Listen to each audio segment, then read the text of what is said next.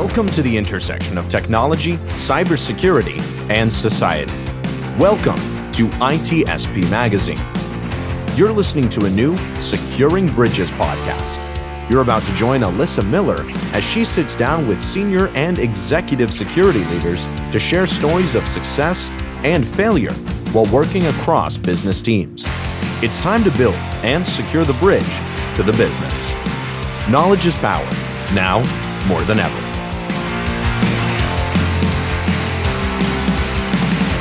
All right. Hey, everybody. Thanks for joining us once again for another episode of Securing Bridges. I'm Alyssa Miller, and this is where we get together with senior security leaders or really anyone from across the cybersecurity space to talk about how do we connect security and the business? How do we build that bridge that makes security a valuable function that keeps moving our businesses forward? So we've had some exciting guests, and this week is no different. I am thrilled. She is one of my most favorite humans in cybersecurity, and I'm so honored to have her with us today. Everybody, it's Jules. Hey, Jules, how are you? Hi, everybody. Hi, how are you, Alyssa? I am doing wonderful. I'm so excited to have you. So for those of you that don't know, Jules and I actually met in real life for the first time. We were just talking about it before the show, is RSA 2020, right before the world ended and we all went virtual, right? So it's cool for us to be getting back together. But Jules, why don't you go ahead and introduce yourself? Tell our listeners and viewers a little bit about yourself. Sure. So I am Jules Okafor. I'm the CEO and founder of RevolutionCyber. I am an attorney who got into cybersecurity about 7 years ago. The company RevolutionCyber started because I saw that there was a gap between the way the business spoke and the way security professionals actually spoke. And my company helps to bridge the gap, but it also builds out security culture up and through the organization, helping to facilitate all of the requisite behaviors, actions, and policies that will allow the organization to do the right thing with regard to supporting cybersecurity change and change transformation. So, as y'all just heard that, if you have any question why Jules is on this show today, I don't know how to explain it any more than that. This is exactly what we're talking about here on Securing Bridges. And so, Jules, I would love to hear a little bit more about the story behind that. Like, what was there like a moment or something? Because I think we've all seen maybe some of that. We're all speaking different languages, right? Yes. But was there like something that stands out to you more so, like a certain event that was just like, oh my God, I got to do something about this? Yeah, when I first got into cybersecurity, I had no knowledge. And so I sat with engineers in the SOC. And what I would do is watch them try their best to communicate why an alert mattered and action needed to be taken. And a lot of it wasn't in English. In fact, I didn't understand what they were saying. I had no idea what they were trying to communicate or even what they wanted the result to be. So I understood that any normal person, anybody in the business could not possibly have a sense of what it is that this engineer was talking about. But they needed the person to take the action or they couldn't be secure. So what I decided was that a combination of my marketing background, years in sales, and being an attorney made it so I was the right person to really start to have that conversation first with engineers about, what is it that they're trying to say? And then being a translator for the business who really wants to understand productivity, impact, value, time to value. And so my company really is focused on the opportunity for the industry as a whole, really to look at how we're communicating security to ourselves and then to those who aren't part of it. That is awesome. And what I really love about what you just described is you just connected why this show, sorry, a little self-promotion here, but why this show fits both for security leaders as well as people in those more tactical, technical roles like you just described. I mean, literally understanding at that SOC level, as just a SOC, or just to listen to me, as a talented SOC analyst, you have all these great technical skills, but being able to communicate that is so important. Yes. And of course, that goes all the way up to the board level if you're a CISO and you're trying to talk to the board. Yes. So I assume not as you look at this problem, is that something, are you trying to address it across that space, or what does that look like for you? Yeah, I mean, we started with really large enterprises who typically have an understanding of what needs to be done in this space. We didn't have to explain it. So they were our first customers. Where we sit now is the mid-sized companies. They neither have the resources, the money, or the time to really invest in this. So our company is kind of a complementary team that is focused only on the delivery of content communications out to the organization. But more than the one-time check the box training, it's every day, what needs to be said, who needs to know it, how do we communicate to them? For instance, we've got a lot of news this week about Okta and about HubSpot. Well, what does the security team say to the marketing team? And everybody uses Okta. So what does that mean for all the people in the organization? How do you get people to know the information without scaring them? There is a very fine line in security. And I feel like part of the problem with security is that we're good at talking to ourselves. We're not as great communicating and teaching to those who may not have an interest.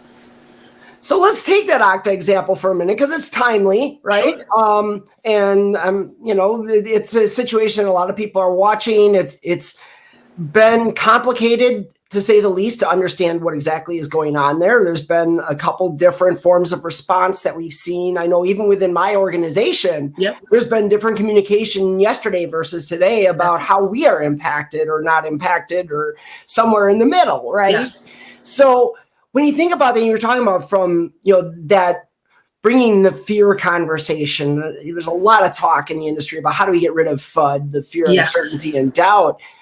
When you take a situation like that with Okta, what are some of the things that you would focus on to be able to bring that message without bringing that sense of fear? Where do you see that falling?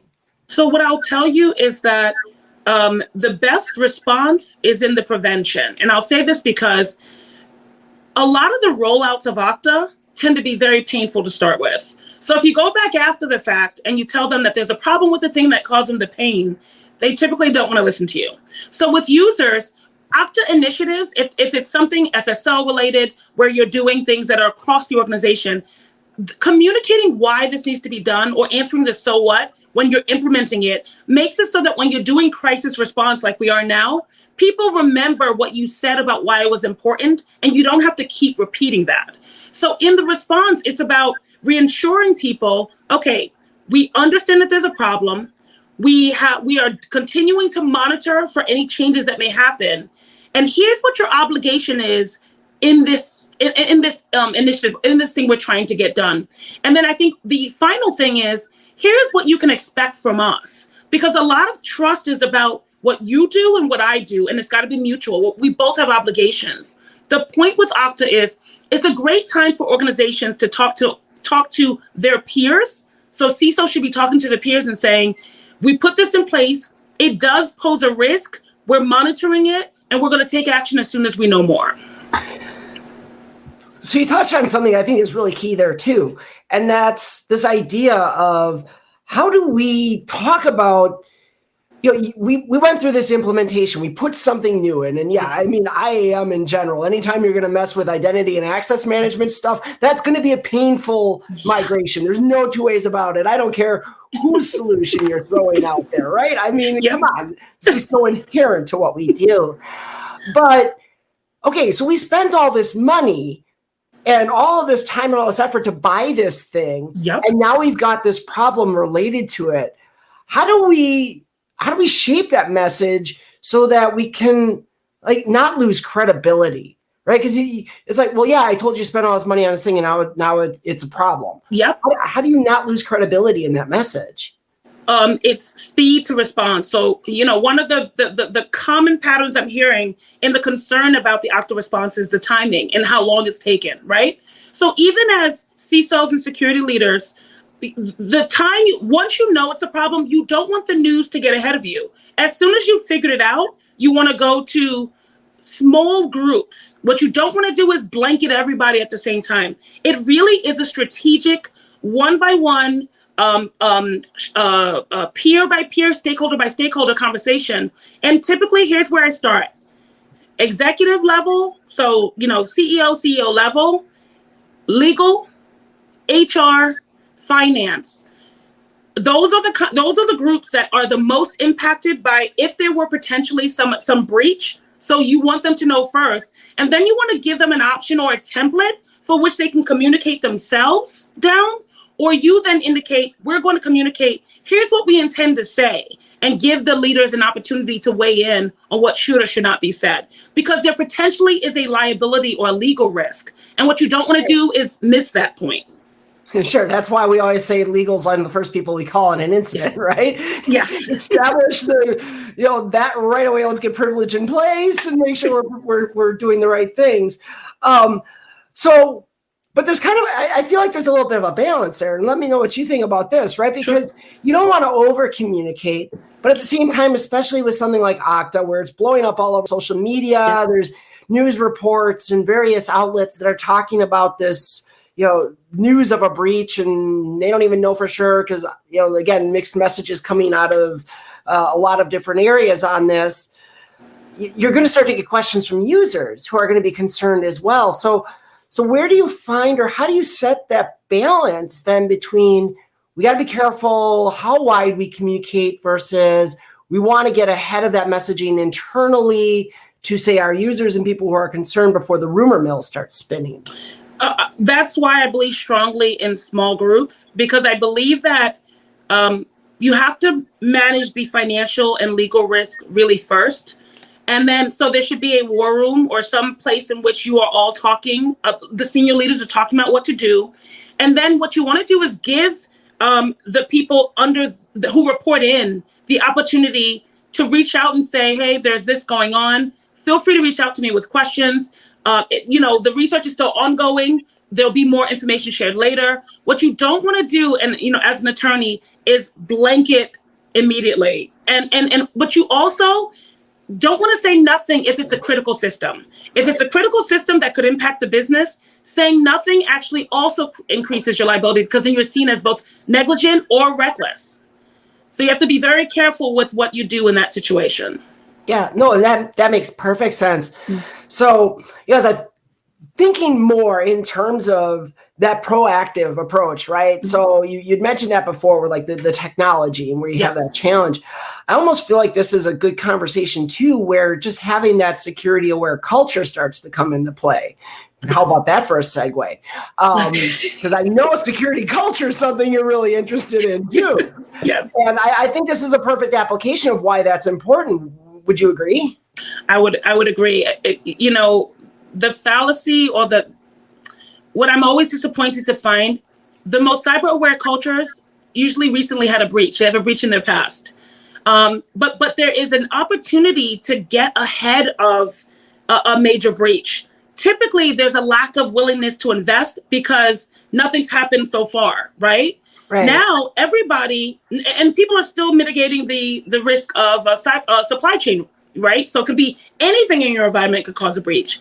But what I want to harp on quite a bit is the reactivity costs more. It costs more friction. It costs more trust. It costs more money.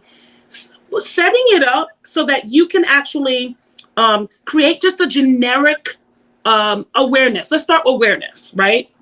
The goal is to get to adoption. The goal is to get to change behavior. So a cyber-aware culture actually isn't enough.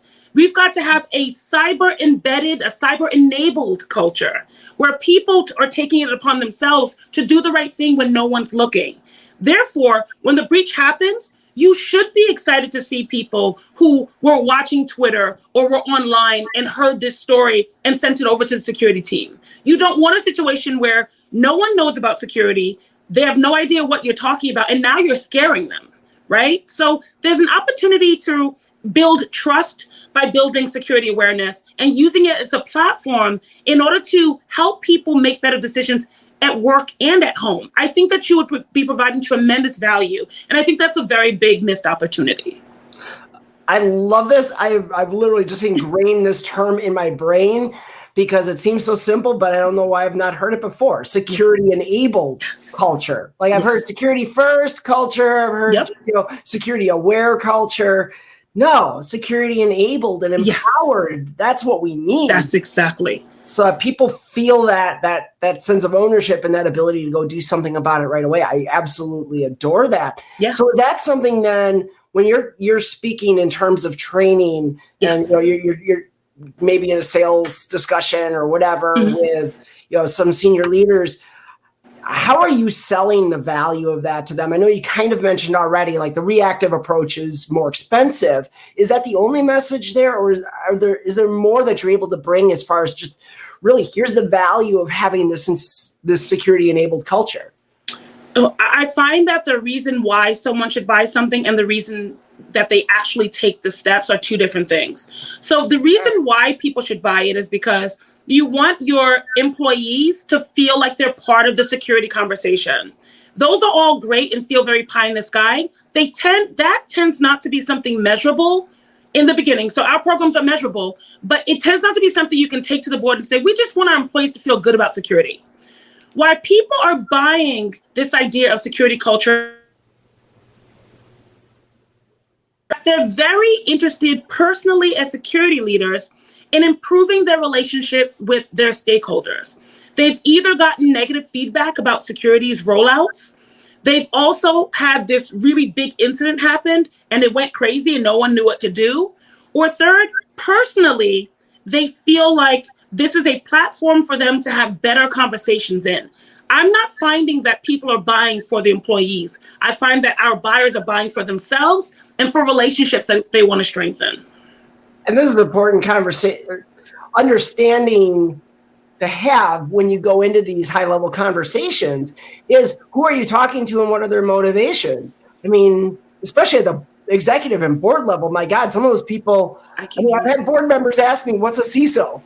Okay, clearly security is not the first thing on their mind if that question is coming out of their mouths. So that becomes, oh no, we lost hearing with us.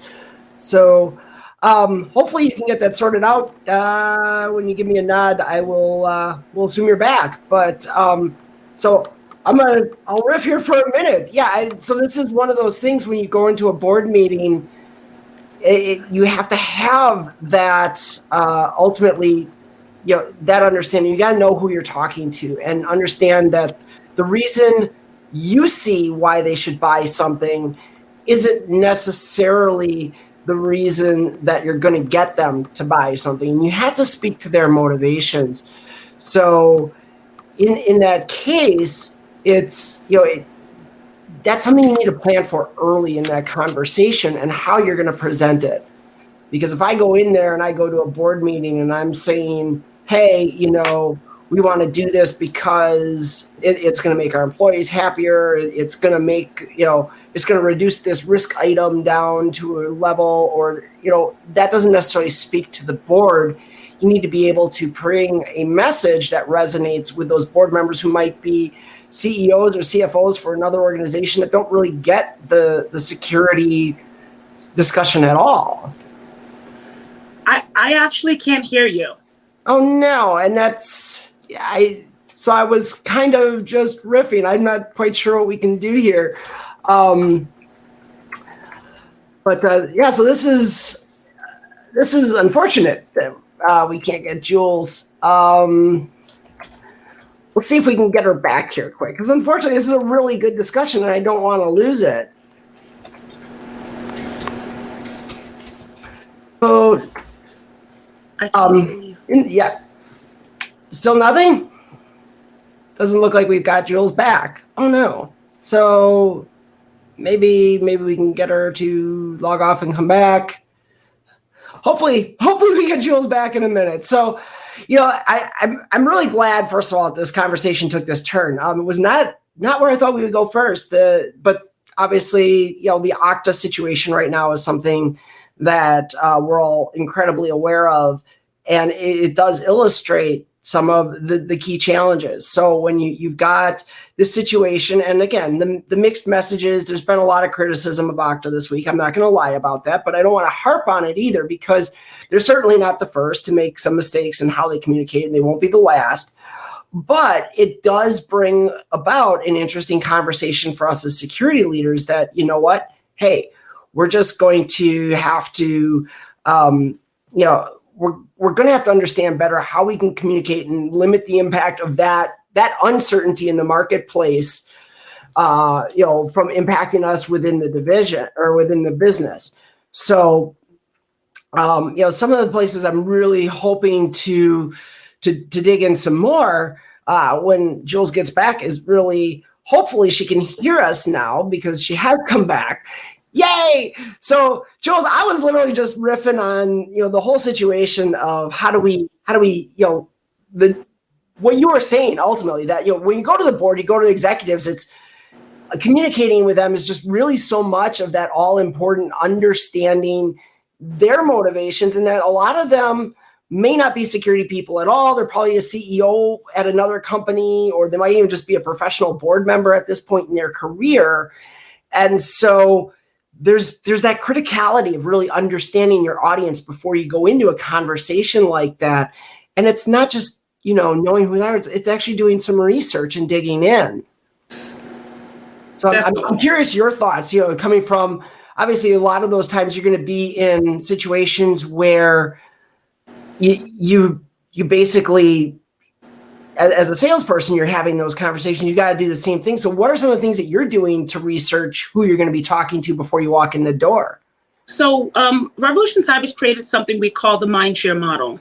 It's this idea that in order for a person to consider security to be part of a lifestyle, which is what we want, we believe security is a lifestyle.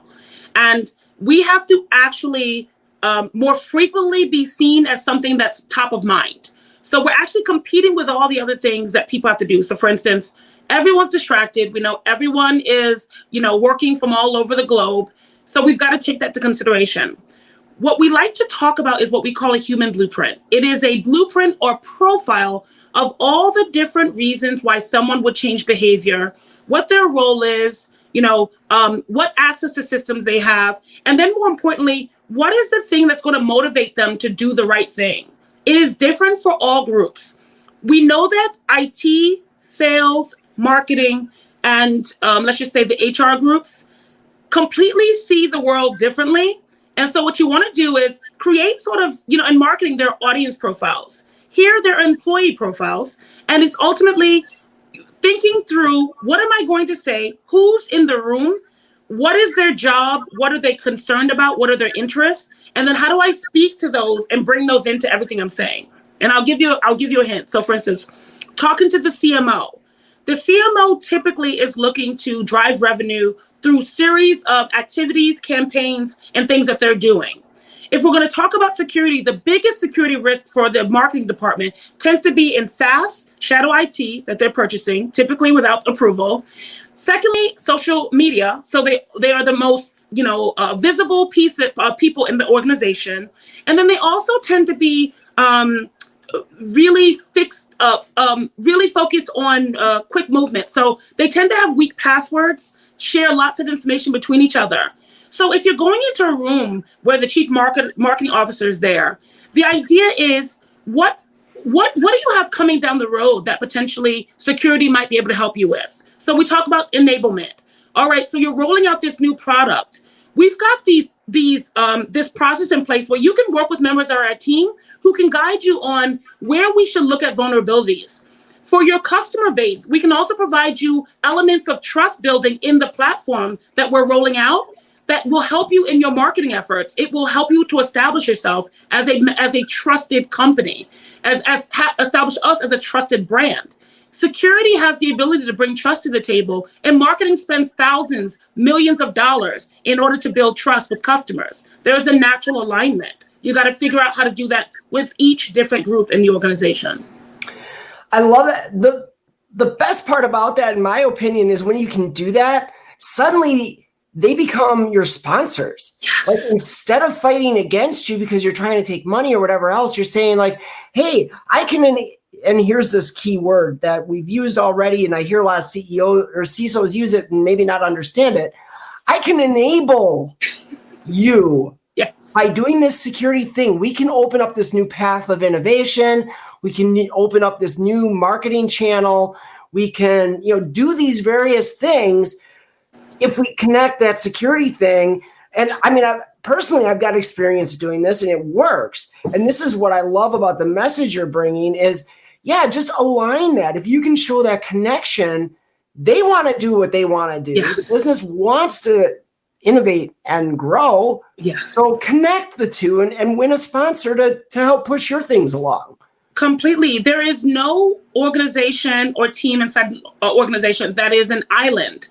And therefore, if you're operating as an island, you'll have limited success. But if you can bring on people, and typically the chief marketing officer, chief sales officer, they have leverage and political capital that a security leader will never have. So you want them to be your sponsor and saying, this is a good guy. Now, this is a good gal. This is a good person. This is a good, whoever. What you want to do after that is say, you can help me. How do I help you? But you want to start with asking what the problem is, as opposed to telling them what the problem is. Yeah. And this is that key piece of empathy that I really would love to see security grow with, because it's that empathy and that ability to understand the bigger picture. I mean, I mentioned before, some CISOs, they'll say, oh, I enable a business. When you ask them how, they say, well, I reduce risk. Yeah. Well, if you actually think about that, it's probably one of the least powerful messages you can bring, because one, it's not tangible. It's infamously difficult to measure, in quantitative terms, the risk that security brings, because it's hypothetical. Yes. But second, you think about risk. Okay, great. Let's talk risk for a minute. If I'm a CEO and I'm thinking about risk has lots of implications. There's business risk, financial risk, market risk, all of these forms of risk. Cybersecurity is just one of those. Yes. So we're maybe 10 to 20% of the picture. So if your value prop is only that 10 to 20%, that's not a very effective message to say, this is my primary reason for existing. Completely. And what I will say definitively for a security leader is, you are only as helpful as what you provide to the rest of the organization. So if you're reducing risk and it's only cyber, but your risk reduction costs the company more money, you're not going to be seen as a value. What you've got to do is say, and actually, cybersecurity is also one of the risks that impacts all the other ones. So you're only diminishing yourself if you just talk about your space in cyber risk. You got to talk about and be able to be well versed in financial risk, right? In legal risk, you got to be talking about the other risks and how cyber plays into those, as opposed to this is its own risk and we need to invest here. That's not a great way to approach it. Yeah, and this is great because we're touching on a conversation we had 2 weeks ago. I had Keon Williams on here, Ooh. And we had a similar conversation. I brought up the fact then that, when I've had some people ask me if I was going to give advice on how to get into security leadership, what's the one thing I would tell someone to do? And my answer was learn MBA concepts. Yes. Don't have to go get one, but understand things like you just mentioned. What does financial risk mean? What are the operators that exist in financial risk? How is that looked at by a CFO and by the CEO? And really understand even, market placement and risks around market placement. When you're talking to that CMO, those are things they're thinking about all the time. And when you make those connections, suddenly now the business understands what we're trying to do. And I think, and correct me if you disagree, but I think that kind of, you don't even have to be looking to get into a security leadership role.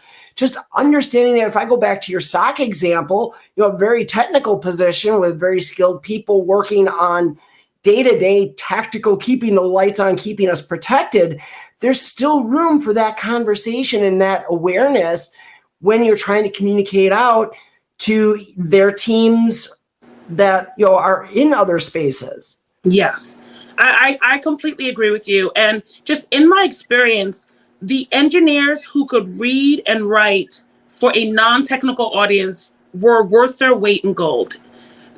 To be honest, there is no value in bits and bytes in of itself. There is no value in security in of itself. It's got to be feeding into something that the business actually cares about, or really it's a waste of time, just like everything else. Marketing is held to this standard. Sales is held to this standard. And now security is being held to the standard. And so We need business leaders who understand security, who understand the technical aspects, not necessarily like we've been hiring for technical leaders who have some business skills. In fact, you've got to be able to talk business, you've got to be able to walk in it, and then the security elements are where you provide your value. Sure. Yeah. Exactly. And I think so. I'm going to touch on something here too, because there's this little spidey sense in the back of my head that there are people out there right now who are thinking, oh, what, we don't need people with security experience in these CISO roles. Not true. Yeah. Here's the thing. And I think you'll agree with me because you kind of said this before. It's that translation. So you have to be well versed in best practices, but you also have to have that understanding, that raised understanding of what is the business caring about and how are they communicating. So this is not to say that you don't need skilled cybersecurity professionals in high-level leadership roles, right? Never. I would never say that. Just in working side by side with security teams and the pen testers, I've hired pen testers, I've hired security engineers, hired analysts. To be honest, the skill sets that pen testers use, there's a mindset that is critical that we want at the table with the other leaders. We want people who have been doing the work, who have been responding to the incidents, who have been testing systems, to be able to then sit at the table and say, here's what you don't understand, and let me explain that to you. But they can only do that if they've got both. They've got the technical, they've got the translation, and they understand the business needs from the other stakeholders. So coming from somebody who was in that space, let me tell you, yes. And I'll tell you what, those executives, those board levels, they actually love the idea. And this was something I had to come to terms with because I didn't think that this was something I could talk about. They love the idea of having a hacker or an ex-hacker or whatever in their boardroom with them. Yes. If, and only if, as Jules said, you can make that transition and be able to communicate to them and talk about all those cool things you did, not in terms of what do you do, but why? Why does it matter? How are you going to defend against that? That's the key in those conversations. I assume you've probably run into similar. Very much so. And I find that they do love having hackers in the room until you ask for dollars and can't explain why. Right? Exactly. Until it's so cool and this is great. That'll cost you $10 million. And then everyone's quiet and is like, okay, we're not sure. The only thing I will say over and over again is it is not true that those who are neurodiverse, those who have experience or highly technical, who have not had a lot of experience speaking and collaborating can't learn it. This is all stuff that can be learned. It won't be easy, but a lot of it is really listening. And so that idea of empathy is, let me hear what people are talking about. Let me have conversations with marketing. Let me ask questions of HR. You can learn it just by listening. And then all you're doing is figuring out a way, what's the best way to communicate that? Your skill sets as a hacker take nothing away from your ability to be wonderful in business and a business leader. I'm actually glad you brought up the discussion about neurodiversity too, because a number of people in my life have that same situation, and where their communication style is very different. Their ability to empathize comes very differently than those of us who have more of a neurotypical set of skills or perceptions. And so, anybody who would tell you that that people who are neurodiverse, who are somewhere in that spectrum, have no ability to do that, or are going to struggle mightily. Yes, it's something that has to be, accounted for. But I know many, many people in that who are super successful. Oh my gosh! And actually, in a lot of cases, that diversity of thought that they have, how they perceive the world, is actually a huge asset. Yes. And so it's really frustrating when I hear people say things like what you were just alluding to, that you've heard clearly them say too, that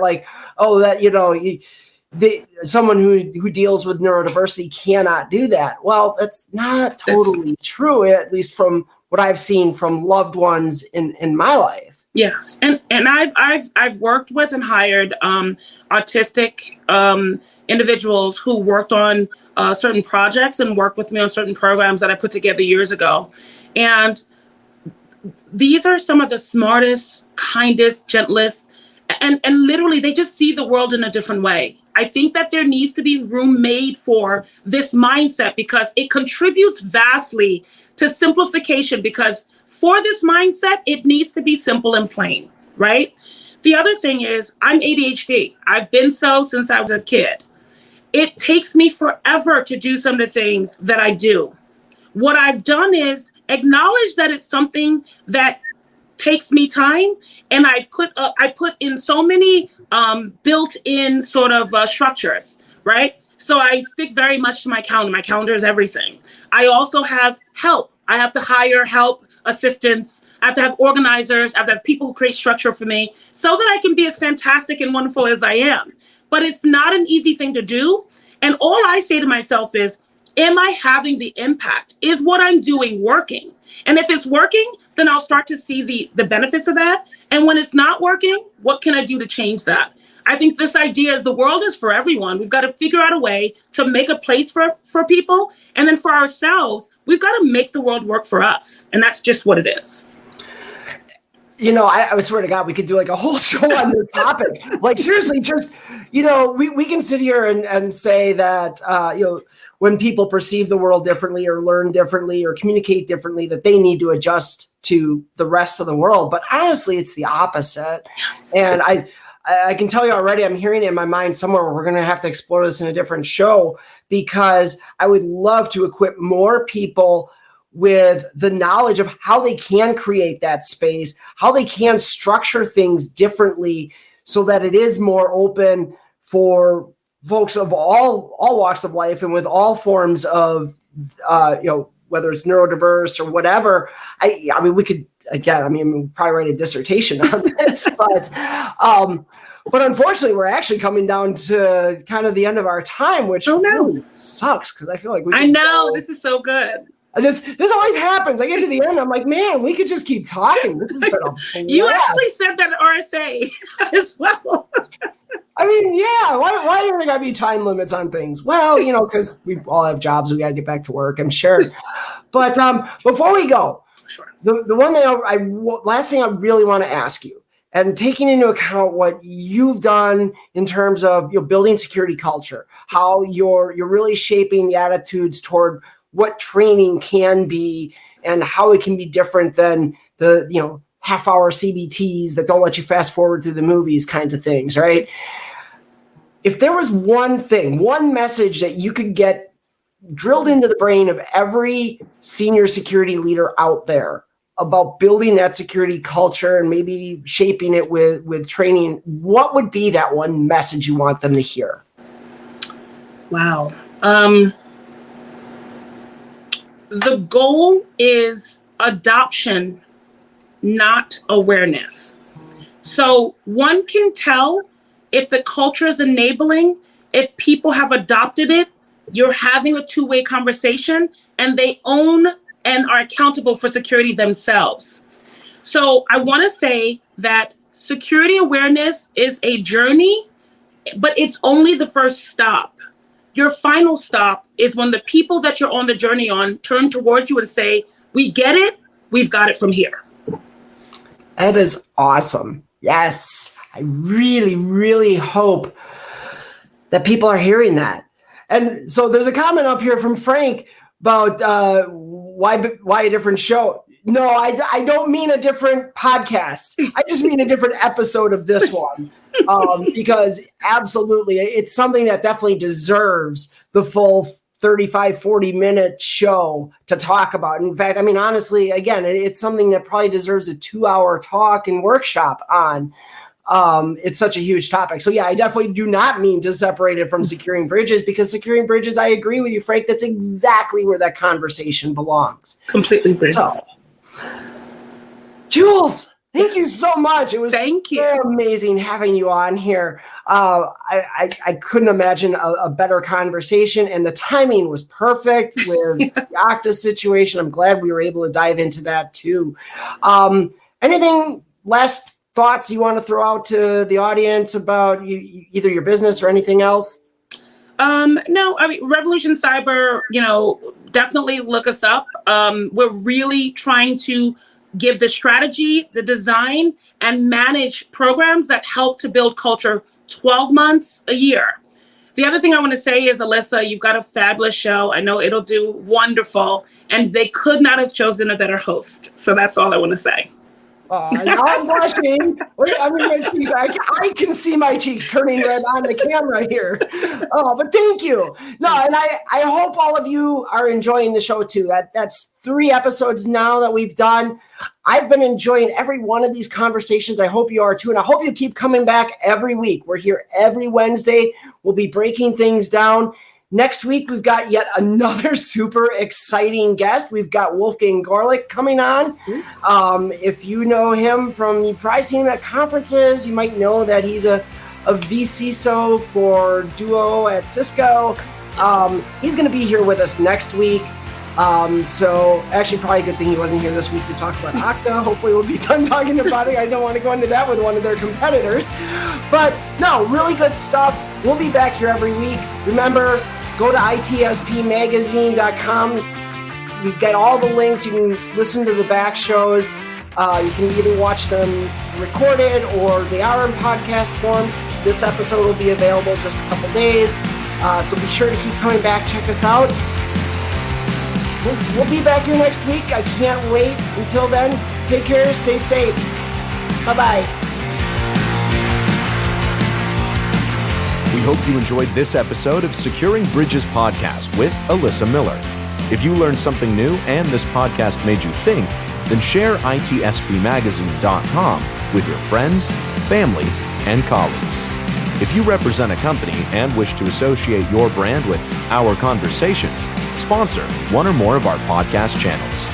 We hope you will come back for more stories and follow us on our journey. You can always find us at the intersection of technology, cybersecurity, and society.